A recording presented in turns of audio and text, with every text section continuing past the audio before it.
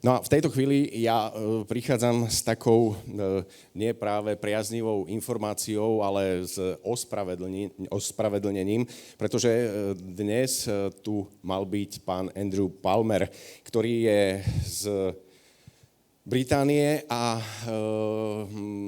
je to, dá sa povedať, taký otec elektromobility. Veľmi sme sa tešili, ale teda on sa aj vybral elektromobilom, ale niekde na polceste asi baterka mu došla, takže nepríde dnes. V každom prípade poslal ospravedlnenie a tak by som vám ho chcel ponúknuť. Budú tu samozrejme ďalší silní rečníci, ale teda pán Andrew Palmer zo svojich dôvodov, ktoré vám ozrejmi, nepríde. Nech sa páči. Ladies and gentlemen, let me first of all apologize for not being there in person. I'm actually a little bit heartbroken because I was really looking forward to speaking in front of you today, but unfortunately other business has got in the way and this is the best that I can do. I think it's going to be a great conference, and I'd just like to add maybe a little comment around the evolution of electric vehicles. In my opinion, there are two main impediments to electric vehicle rollout globally right now, but particularly in Europe. Number one is that the cars are too expensive, and there's therefore a real risk that Chinese manufacturers will take a dominant position in the market. The second is that the cost of charging, the cost of electricity. I think in many respects, the big revolution that comes over the next months and years is around the charging infrastructure. If we have a prolific charging infrastructure, both fast charging, home charging, and work charging, and legislation and incentive is in place to allow that to happen, then naturally you don't need to have such a big battery in your electric vehicle. The battery represents about 40% of the cost of the vehicle. So if you can reduce the size of the battery, you reduce the overall cost. And that may allow European manufacturers to compete on a price-to-price basis with the Chinese. And therefore it's really important. The second problem around the cost of electricity is also solved with the charging infrastructure. But in this case, the key is to be able to flex the charge and to utilize home batteries, in my humble opinion. That means basically you charge the home battery or even your vehicle battery when the tariff is low. So you're generally speaking during the night. But you then sell back a part of that charge basically when the price is high. Say, for example, you can buy electricity overnight at, let's say, 10 cents on the euro, but you can sell it back to the grid at, say, 70 or 80 cents on the euro. Meaning if you trade 10% of your battery capacity, essentially your charging is for free.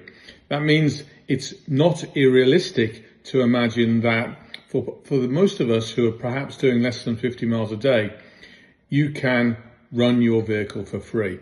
Now what you've done, you've taken the rollout of EVs out of being simply a means of being green, but also a means of traveling at a cheaper cost where you're not paying a premium on the vehicle and your cost of travel is basically for free. I think this is the next step in the evolution of EVs. Anyway, I sincerely hope you have a great conference, and I look forward to perhaps attending in the future. In the meantime, I'm very sorry I can't be there, but have a great time. Thank you.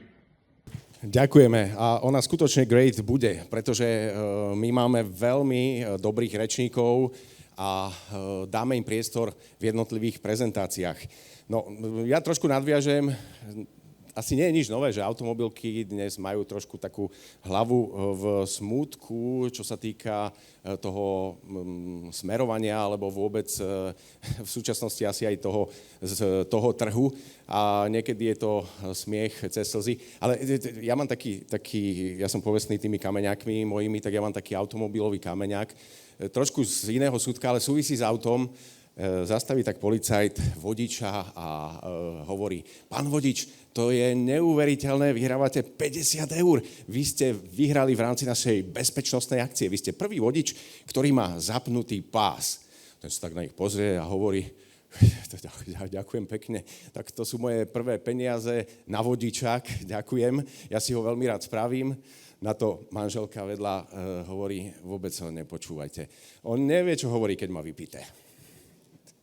Tak, ale základ je, že boli v aute so spaľovacím motorom. No a keď sa trošku na tie spaľovacie motory pozrieme, tak je to budúcnosť. Dá sa to ešte niekam posunúť. Dnes sme v takej etape, kedy sa zmenšuje objem motora, znižujú sa emisie aj na základe hmotnosti, robia sa rôzne opatrenia. Hovorí sa o alternatívnych energiách, väčšinou teda o elektromobilite. Aj keď už máme nejaké tie prvé lastovičky a predstavte si, že na svete je už prvý motor, ktorý spaľuje vodík. Poviete si, že je to samozrejme, že spaľuje vodík, pretože z neho vyrába elektrickú energiu a opäť je to elektromobil. Tak nie. On spaľuje vodík a premieňa ho priamo na pohon kolies. Aj takýto motor už je na svete. Ale kam to bude smerovať? Ja som na to malý pán, ale máme tu veľkého pána, ktorý má 30-ročné skúsenosti a práve z tejto oblasti. Takže v tejto chvíli prichádza náš keynote rečník, pán Pierre Renhult zo spoločnosti Nexer. Nech sa páči.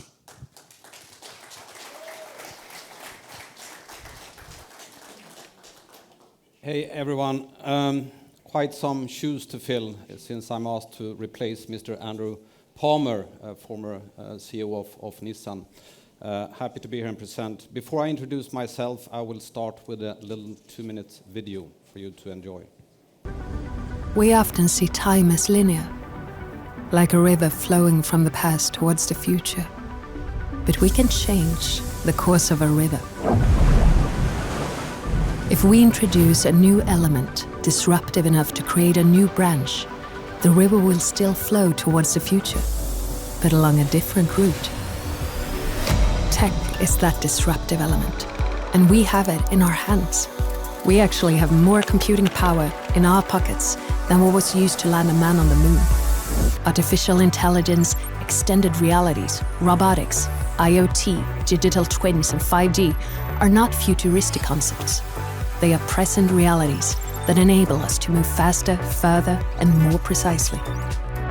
The complexity and amount of data increases at a pace that makes our head spin, and we have only scratched the surface of the possibilities. But data is nothing without passionate, skilled, and visionary people that can unlock its true potential. That's what we have, and that's what we do. We use strategy, tech, and communication to make the world safer, smarter, and more sustainable. Our services within digital transformation empower societies and push some of the world's largest brands beyond what they think is possible. To shape the future we want, we take action today, keeping our ears to the ground, eyes to the sky, and minds wide open. Because to us, a promising future isn't everything. It's the only thing.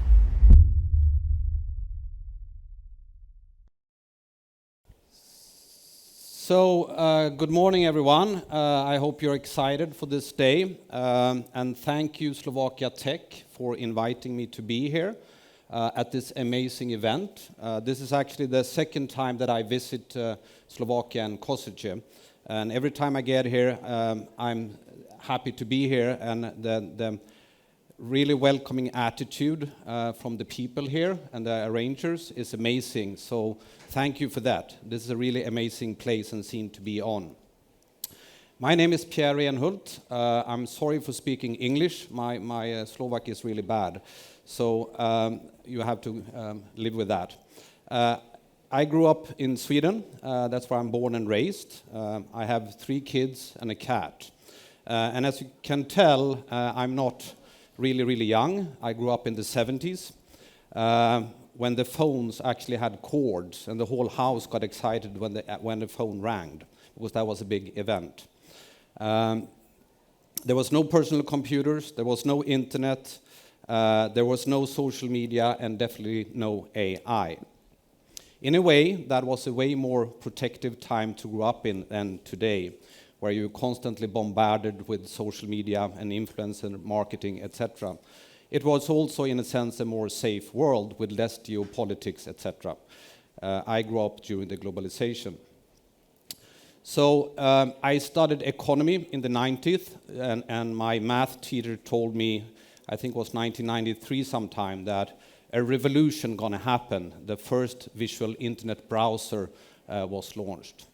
And it truly was a revolution of the media age, so to say.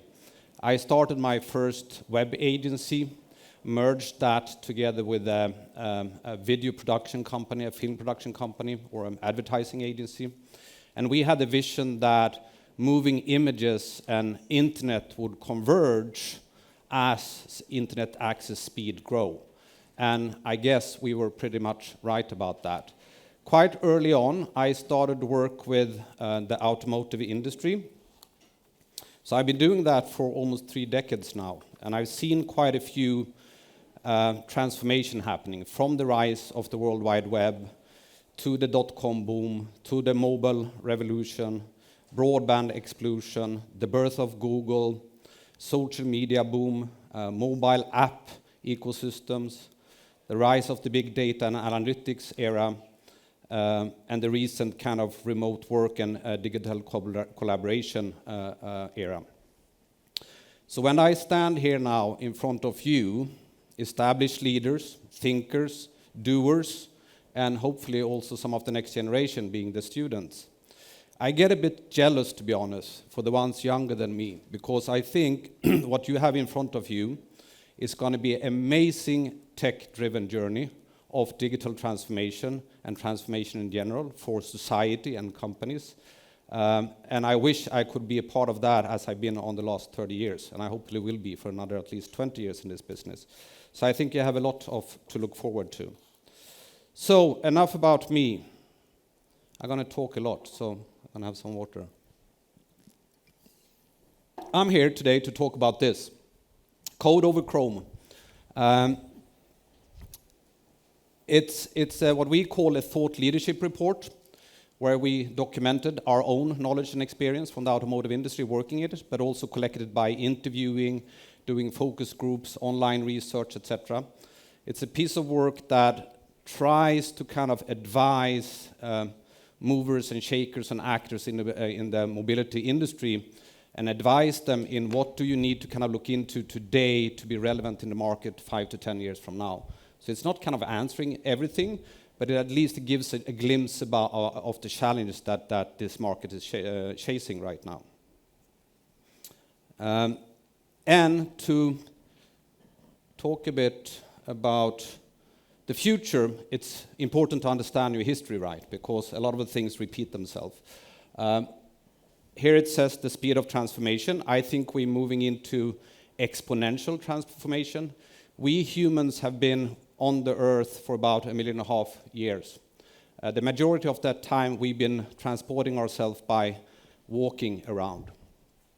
About 5,000 years ago, we started to use the horse as a transportation mean. And then recent after that, about 5,500 years ago, we invented the wheel.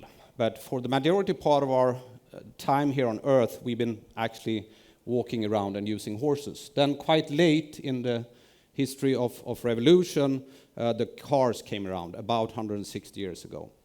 And then a bit later, about 0.01% of our time on Earth, the Tesla came and proved that electrification was possible. And then quite soon after that, we started to see the rise of mobility services as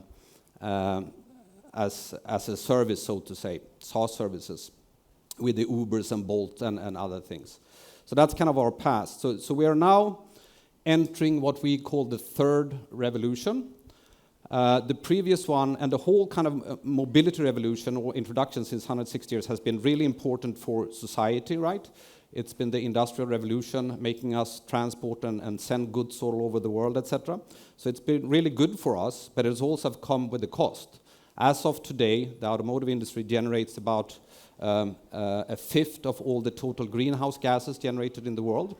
We also have automotive death rate in accidents and crashes. About 3 million people die every year from being in car accidents. That's more than 3,000 people per day. And right now, fundamental assumptions are starting to be questioned. So we have the working from home trend, which kind of question the need to commute overall.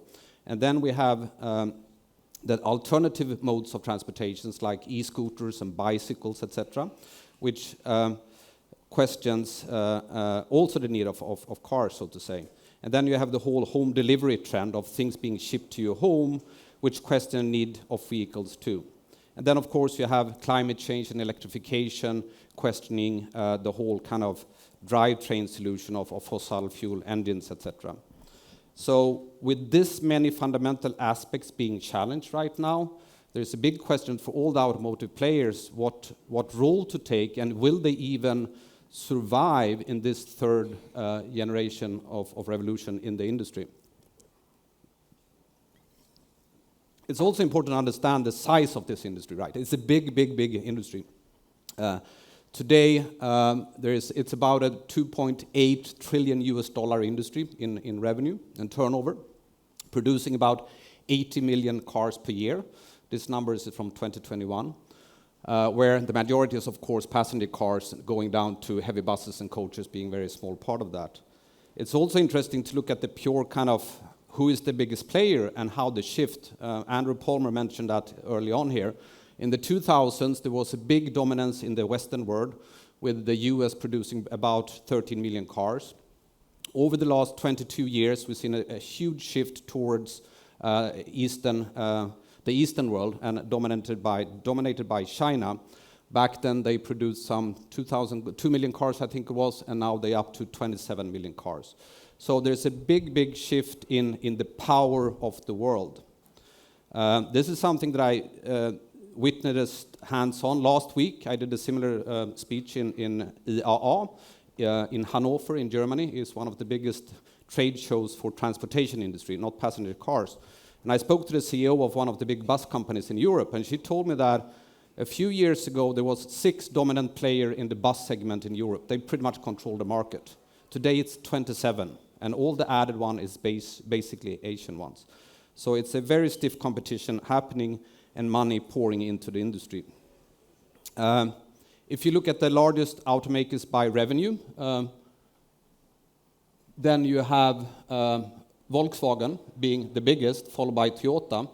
But then if you look at it from a different perspective and the market capitalization and how we value this company, it's interesting to see that Tesla is worth more than the 10 following companies combined together. And the reason for that is, of course, how we, the market, look at the companies and value them and predict their future of being successful. So a lot of money is pouring in now from new actors who will challenge and disrupt the market. So the incumbent suppliers and OEMs have a stiff challenge ahead of them. It's also important to understand the value chain that these players act in. You have your upstream activities with kind of getting access to raw materials, producing cars, systems, etc. That's where you have the manufacturers. Then you have the whole distribution and sales lead and the aftermarket and finance, etc., the downstream activities. And basically the OEMs for decades have refined and made their processes of making cars better and better and better. And they've been quite good at buying metal, buying parts, buying components, and putting together a car. And they refined that over decades. But now, as the vehicles becomes more connected, computerized, all the upstreams activities becomes more complex. And also, as we, as consumers and companies, explore new ways of building transportation and transportation solutions, also the downstream offering becomes more diverse. And then, additionally, the whole value chain is expanding because of questions like sustainable energy, power grids, data, software, smart city, entertainment, etc. So it is an increasingly hard world to navigate if you are a car manufacturer of today. And you might even have to question and decide, where do I draw the line for my business? Should I, end of the day, own a lithium mine? Is that part of my value chain? Should I buy a lithium mine to secure my access to the raw material for making the batteries, etc.? Should I own a power grid? Should I actually own access to renewable energy to fuel my cars, so to say? One actor that is fairly new in Europe but big in China, if you compare BYD, are said, and that they actually came from the lithium manufacturing of batteries. That's what they did. So they been a battery manufacturer, decided, well, we can do batteries. Batteries have a big part of cars, so why not also manufacture a car? So, and they actually today have a great vertical integration, so they control and own pretty much 75% of what constitutes making a car. They even make their own chips, they produce the software, etc. If you compare that with an incumbent supplier like Volkswagen, they only control about 35% of their value chain. So of course, it will be harder for an actor like Volkswagen to be quick compared to BYD. So from my perspective, there is a few questions, of course, to be asked. These are three interesting questions that I will look in a bit together with you here today. What is the role of the vehicles in society, and how will it evolve over time? And should automotive players embark on the journey of this radical transformation, or should they continue to do what they do the best, produce kind of press metal and put wheels on it? And which will be the key strategic assets for the future? And this is really hard to predict, right? As I mentioned, this is a thought leadership report. It tries to predict the future. And the only thing I know is that it's very hard to predict the future. And it rarely comes out as you predicted. And quite often it goes quicker in some areas and slower in other areas. And in terms of, if you would talk to an OEM like 8 years ago, they would say that autonomous driving, self-driving cars, that's the shit, that's the future. We're investing a lot of money in that. And that's still happening, but it haven't happened that quick in the market. Mainly due to legal reasons or liability questions. Who owns the responsibility when something happens to self-driving cars? The sharing economy is big. It's growing a lot. So not owning your car, but sharing the car. On the same time, it seems like we humans kind of like the convenience of owning a car rather than sharing it. So convenience seems to beat right now the logic in having a more economically ownership of a car. Electric cars, a few years ago, I think that, as I mentioned, companies made a big bet on autonomous driving, less on electric, and then Tesla came and proved that it was possible and kind of revolutionized that. So now everyone is investing in that. So the question of how will the role of vehicles evolve in society? We all know that it's evolving all the time. Back in the days when we first started use cars, it was mainly about if you lived in the city, you needed a car to get outside the city, to your summer house maybe. If you lived outside the city, you had it to travel to work maybe in the city, etc. So it was a convenient way of transporting yourself. And that is constantly now being evolved into something else. So it doesn't mean that a car main role is to be transportation, of course it is, but it's adding on also other roles for the car in society, like energy storage, which Andrew also mentioned, or the supercomputer. So let's look a bit at that. So from transport to energy storage, as we all know, the world is becoming more and more electrified. But it's also clear that the grid required is not there for everyone or everywhere yet. It's quite expensive to build out the energy grids, and in some areas it might not even be possible. In Japan, for example, they have a 110-volt system in their energy grid. It's pretty shitty to charge a car with 110 volt. It takes a long time, so you might need different solutions there. And also in rural areas or up north in Sweden, it's hard to build out the grid. My 85-year-old dad, he lives kind of with my mom in a housing for elderly people. They are quite well, but they live in a house for elderly people. He wants to buy an EV, but no one else in that house wants to put up the money to put the charging station in the house. So for him, an EV is not accessible. Andrew mentioned something about having batteries in your house and kind of reselling the energy. I have friends in Sweden now who buys batteries in their houses, quite big batteries, and they don't sell the energy, they send the storage capacity. Because the electric grid is kind of binary, it has needs or not. So if I have a battery in my house in Sweden, and I let the energy company charge that, and then they can pull out the energy when they need it Monday morning, when factories need more energy, then I get paid for the storage capacity. My friends in Sweden, they make between $7,000 and $20,000 per year in what do you call it, in passive income.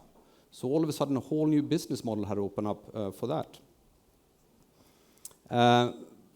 From transport to smart city solution. So clearly, we get bigger and bigger urban areas. More and more people live in really big cities, where you have issues with air pollution and noise, etc. And a trend right now arising, we have it in Stockholm, in Sweden, the capital, but also Barcelona get a lot of attention because they are building what they call a super block. It's a kind of a 9-block area with pedestrian zones, greeneries, etc., where you simply are not allowed to drive. So you have to find different ways of transporting yourself. And this is where kind of micro-mobility subscription type of services is increasing a lot. And that is predicted to grow with more than 30% per year the coming years. From transport to entertainment hub.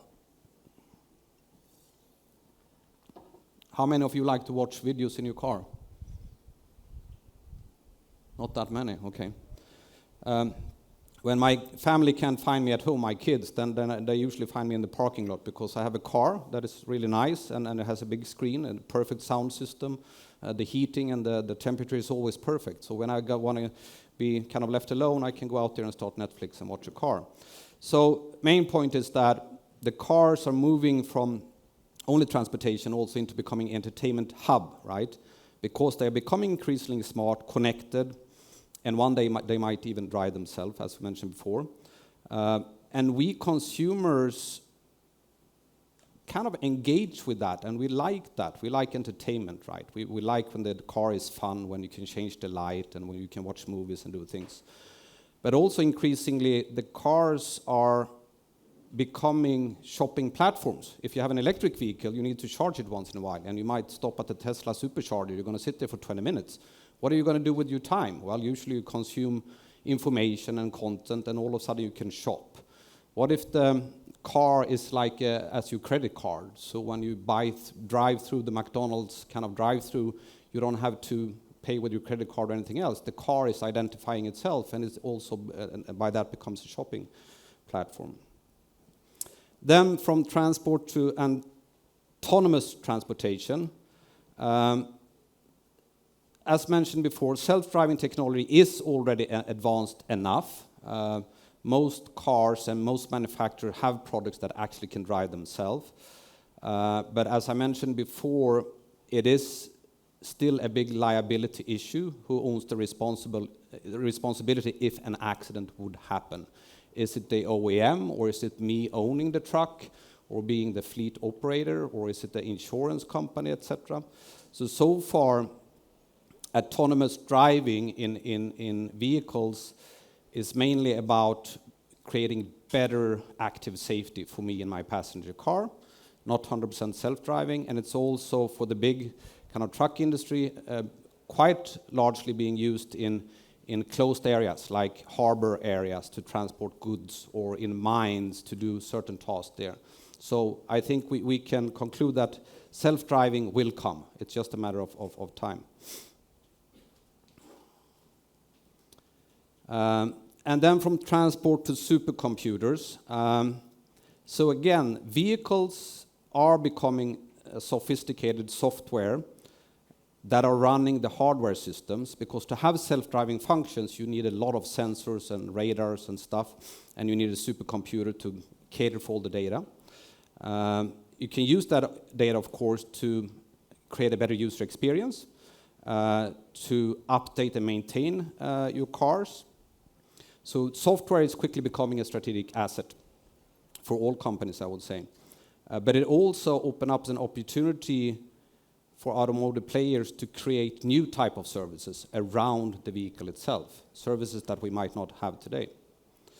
So question, what is the future of automotive companies? Should they embark on radical transformation, or should they continue to do what the best? From my perspective, it's a matter of deciding what type of player do you want to be. And that, of course, depends on what capabilities you have. So are you a dominant player? Do you have a big market? You're selling a lot of cars. You have a big volume. You're a global leader. And do you have kind of all the disruptive technology implemented in your product and your company, etc.? If you are kind of dominant and big and you're good on the technologies, well, then you might choose to be the one shaping the new mobility ecosystem for seamless transportation.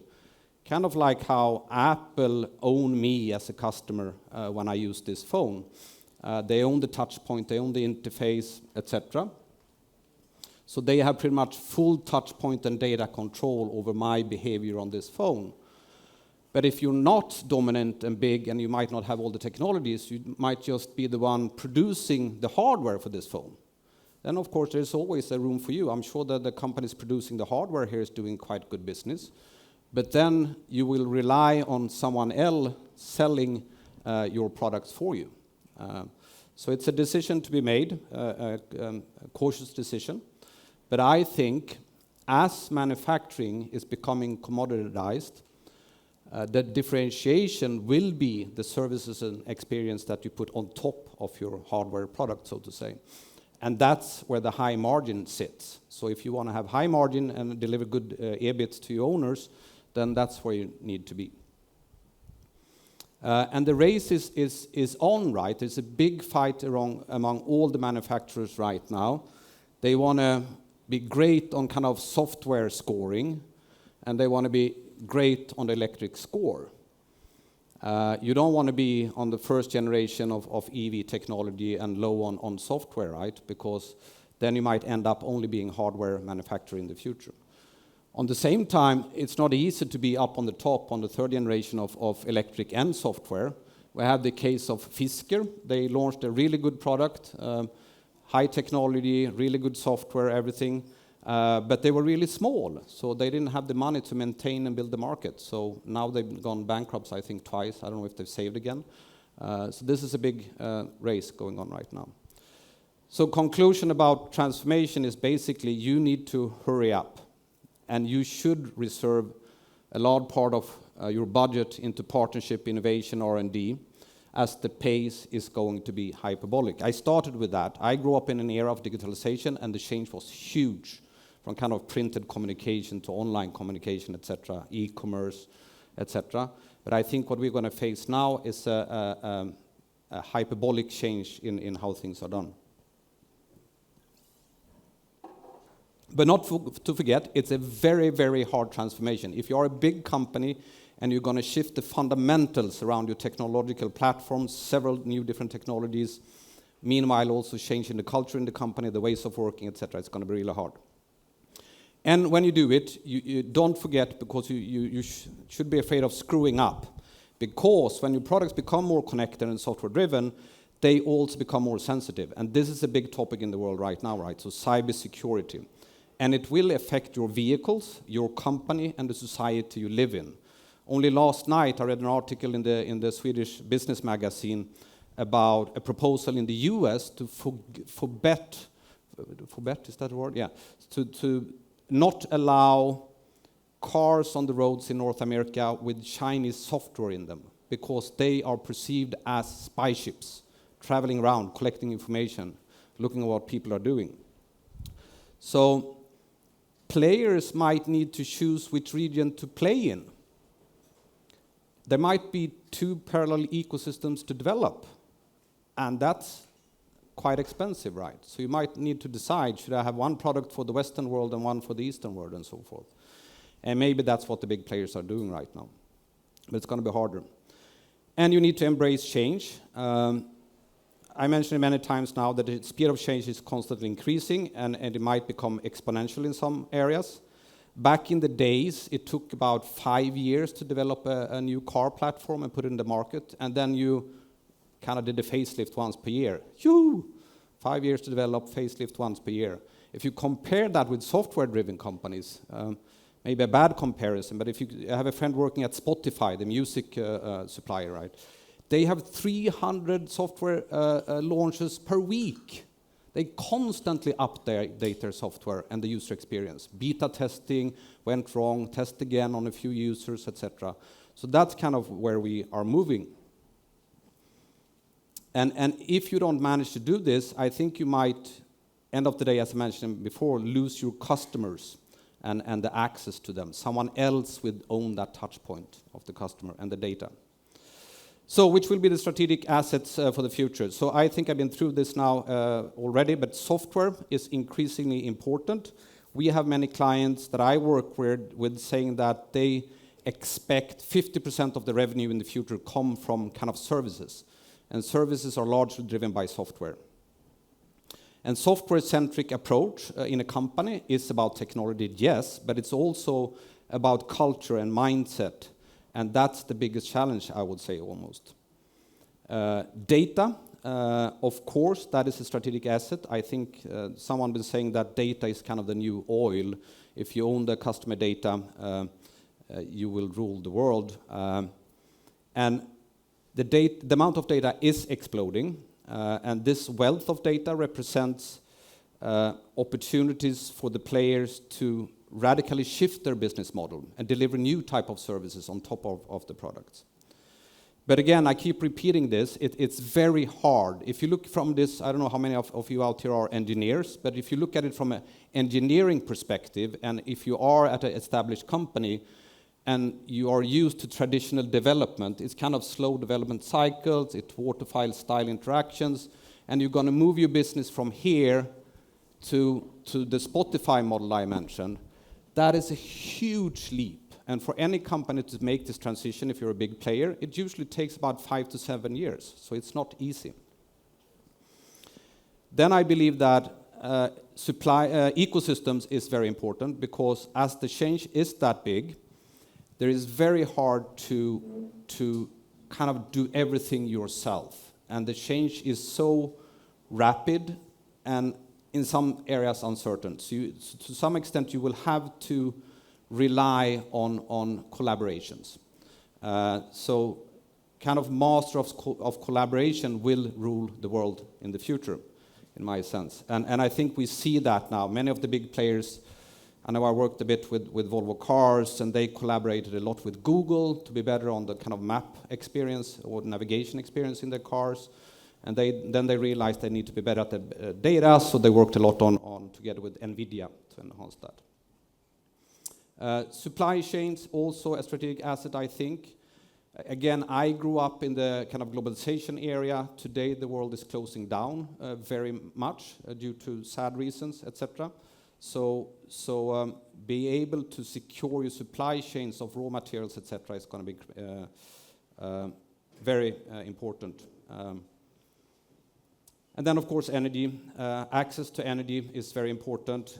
I think that access to a global kind of sustainable energy source, in a sense, we have it, right? We have a very good fusion-powered source of energy up there, burning a lot of fuel, constantly sending energy to us. So I think there is a solution to the access to energy.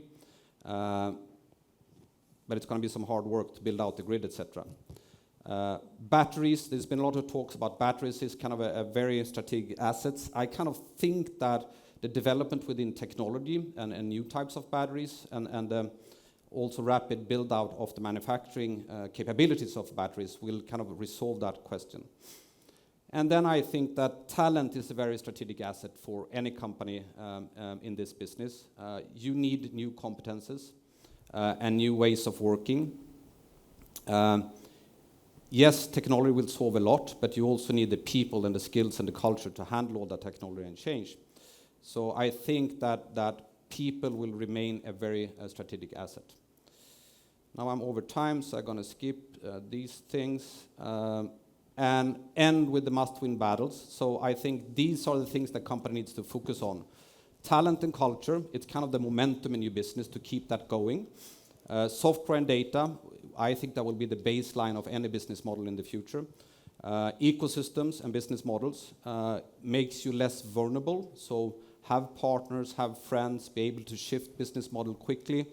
A trusted brand, I think, is very important because we as consumers and buyers of product and services are more willing to buy a new service from a trusted partner, so to say. So trusted brand is very important. And then resilience and sustainability. I think the world need that. We need to deliver and promise kind of the next generation to deliver a promising future where we don't ruin the world, so to say. So with that, the report is available for download. We also have a stand over here. There's way more information than I presented here now. And kind of to end this, I would like all of you to stand up and get some energy in the room. So stand up and take a look around. And realize what a great crowd you are.